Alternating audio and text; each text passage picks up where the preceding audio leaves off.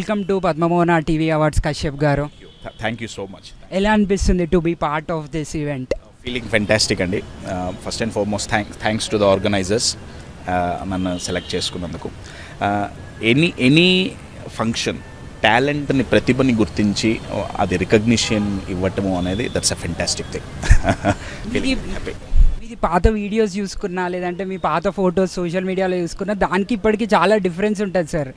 Like అందులో complete different look ఉంటుంది, ఇప్పుడు కంప్లీట్గా డిఫరెంట్ స్టైలిష్ లుక్ వచ్చినారు. ఏంది కారణం? అట్లా ఆ ట్రాన్సిషన్కి ఏంటి కారణం? అదే కంటిన్యూ చేయకుండా? ఏం లేదండి, బేసిక్గా దట్స్ మై ప్రొఫెషన్. ఇప్పుడు డాక్టర్కి ఏప్రాన్ ఎంత అవసరం, నాకు సూటు అవి అవసరం. వచ్చినప్పుడు ఇక not just in terms of suits and all sir, even look, hair style అన్ని పరంగా కూడా అసలు కంప్లీట్ ఈయన అన్నంత డిఫరెంట్గా తీసుకొచ్చారు. ఏంటి అసలు కారణం అది అట్లా ట్రాన్సిషన్ చేయడానికి? పెద్ద రీజన్ ఏం లేదు దానికి. I like these outfits, as simple as it is. Attract చేయడం కోసం అంటారా? Maybe nothing like it. This is how I dress. But వీడియోస్లో ఇవన్నీ కుదరవు, బయట స్టేజ్ మీద నా ప్రోగ్రామ్స్లో ఇవన్నీ కుదరవు. So other than programs, that's how I look. ఈరోజు అయితే చాలా సింపుల్గా కనిపిస్తున్నారు కానీ. Thank you. Oh ya, thank you. ఇప్పుడు ప్రజెంట్ జనరేషన్లో ఉన్న ప్రాబ్లమ్స్ ఏమున్నాయి అంటారు సార్? ఇమోషనల్ హెల్త్ అండి. మనిషి మానసికంగా డే బై డే చాలా వీక్ అవుతున్నాడు, రైట్? హైదరాబాద్లో ట్రాఫిక్ ఎలా అయితే పెరుగుతూ పోతుందో మైండ్లో ట్రాఫిక్ పెరుగుతూ పోతుంది. దానివల్ల fear, depression, anxiety. So 98% emotional health ఛాలెంజెసే ఉన్నాయి. So that is the biggest challenge. ఎవరి మైండ్ అయితే వాళ్ళు ప్రాపర్గా మేనేజ్ చేసుకోగలుగుతారో their productivity will be very high, their productivity. But అది మేనేజ్ చేసుకోలేకపోతే మాత్రం చాలా కష్టం. మేనేజ్ చేసుకోవడం కోసం మీరు ఏం సజెషన్ ఇస్తారు సార్? మైండ్ని మేనేజ్ చేసుకోవాలి అంటే సజెషన్ కంటే సైన్స్ తెలవాలండి.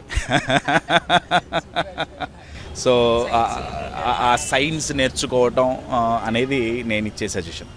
ఐ మీన్ ఎక్కడైనా నేర్చుకోవచ్చు, చాలా విధానాలు ఉన్నాయి నేర్చుకోవడానికి. మైండ్ని ఎలా మేనేజ్ చేయాలి అనే సైన్స్ ఎట్టి పరిస్థితుల్లో నేర్చుకోవాలి. ఎస్. మీరేం చేస్తారు మరి మైండ్ని మేనేజ్?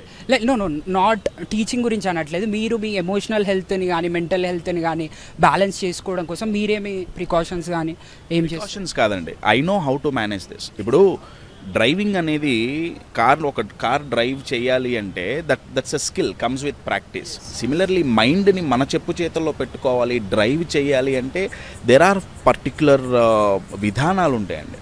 దాంట్లో మేము స్పెషల్గా ట్రైన్ అయ్యాం. So it comes with practice. Yeah. అంటే ఏమన్నా టెక్నిక్స్ ఉన్నాయా? సింపుల్గా ఇప్పుడే చెప్పేసేయాలి అంటే చిన్నగా చెప్పడం అంటే కష్టం. ఐ మీన్ అంత సింపుల్ అయితే కాదండి, ఒక లైన్లో అయితే చెప్పలేను. You are asking very big thing in one small line. Summary లాగా చెప్పాలి అంటే stay tune to your self అని నేను ఒక లైన్ చెప్పగలను. మీరు ఒక ఛానల్, FM ఛానల్ ఓపెన్ చేస్తే వాళ్ళది ఒక ఫ్రీక్వెన్సీ ఉంటుంది. ఆ ఫ్రీక్వెన్సీకి ట్యూన్ అయితే దాంట్లో ఉన్న ఇన్ఫర్మేషన్ అంతా మీకు వస్తుంది. కొంచెం అటు ఇటు అయినా సరే ఇబ్బందే. సిమిలర్లీ మనం ట్యూన్ అయితే ప్రతి ప్రశ్నకి సమాధానం దొరుకుతుంది, ప్రతి సమస్యకి సొల్యూషన్ దొరుకుతుంది. సో ఒక లైన్లో చెప్పాలంటే stay tune to your self. చాలా మందికి ఇట్లా మోటివేట్ చేస్తుంటారు, డ్రీమ్స్ గురించి చెప్తుంటారు కదా, మీ డ్రీమ్ ఏంటి సార్ అసలు? My dream is to have a balanced life. That's what I am having. ఇప్పుడు రియాలిటీలో అందరికీ కనపడుతుందో ఒకప్పుడు నా డ్రీమే. సో యా, ఇప్పుడు మీరు మీ డ్రీమ్ లైఫ్లోనే ఉన్నారు అని అనుకోవచ్చు. సో ఇప్పుడు ఇక్కడికి వచ్చిన తర్వాత ఇంకేదైనా కనిపిస్తుందా మీకు ముందు? ఇప్పుడు చాలామంది మాలాంటి వాళ్ళు, లేకపోతే ఇప్పుడు ప్రాసెస్ స్టార్ట్ చేసిన వాళ్ళకు ఒక డ్రీమ్ అంటూ ఉంటుంది. ఇప్పుడు మీరు దాన్ని ఆల్రెడీ అచీవ్ చేసేసినారు. ఇప్పుడు ఇంకా కూడా మీకు ఏదైనా కనిపిస్తుందా ముందు మీకు డైలీ మోటివేట్ చేయడం కోసం? డ్రీమ్ ఈజ్ లైక్ ఫుడ్ అండి. ఇవాళ తిన్నాం కదా అని రేపు తినకుండా ఉండలేము. సో నాకు ఇప్పుడు ఒక పాత్ తెలుసు, రైట్? నా డ్రీమ్ నెక్స్ట్ లెవెల్ ఏంటి అంటే how can I touch more people, right? That's a number game, right? How can I create impact in more lifes? అదే నెక్స్ట్ లెవెల్ డ్రీమ్ అవుతుంది. సార్ ఇప్పుడు సోషల్ మీడియాలో చాలా నెగిటివ్ కమెంట్స్ వస్తుంటాయి sir. మీకు కూడా ఇనిషియల్ స్టేజెస్లో చాలా చూసే ఉంటారు, లైక్ మీరు మాట్లాడే విధానం కావచ్చు ఏదైనా. తర్వాత మీకు మంచి ఫాలోయింగ్ వచ్చింది, ఫ్యాన్స్ కూడా అయినారు. సో ఇప్పుడే సోషల్ మీడియాలోకి ఎంటర్ అవుతున్న పర్సన్కి అది తీసుకోవడం చాలా డిఫికల్ట్ అనిపిస్తుంది, ఆ నెగిటివ్ కమెంట్స్ని, ఆ నెగిటివిటీని.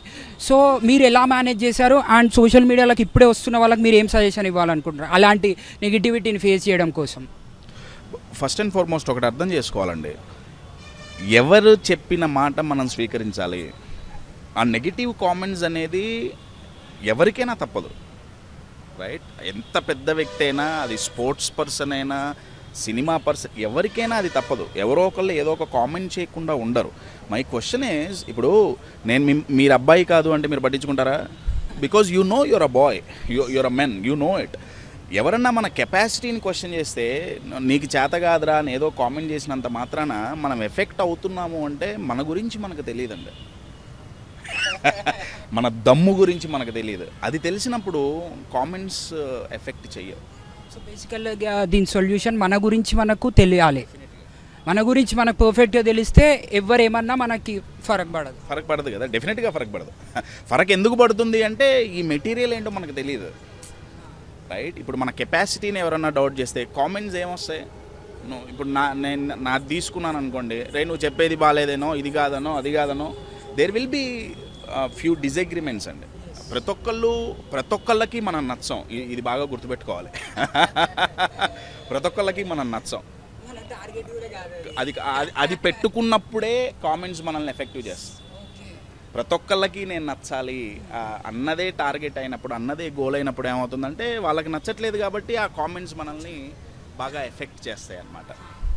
సో అంటే మనని మనం తెలుసుకునే ప్రాసెస్ ఏంటి, అసలు ఎలా తెలుసుకోవాలి మనని మనము? మీరు చాలా పెద్ద ప్రొసీజర్స్ అడుగుతున్నారండి. Probably we can start from a skill level.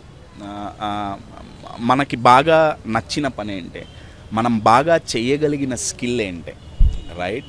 So దాని ద్వారా మనల్ని మనం తెలుసుకోవటం అనేది దట్స్ అ కంటిన్యూస్ ప్రాసెస్ అండి. అదేదో ఓవర్ నైట్ అయ్యేది కాదు మనల్ని మనం తెలుసుకోవటం అనేది. సో ప్రాబబ్లీ మనకు బాగా నచ్చేది ఏంటి, నచ్చంది ఏంటి, మనం దేనికి వాల్యూ ఇస్తున్నాం, దేనికి వాల్యూ ఇవ్వట్లా, మనం పెట్టుకున్న రూల్స్ ఏంటి, మనకి ఏది ఇష్టం, ఏది అయిష్టం, ఇవి కొంచెం బైఫర్కేషన్ చేసుకొని చూడటం మొదలు పెడితే then we will understand, okay this is me అనేది మనకు ఒకటి అర్థం అవుతుంది.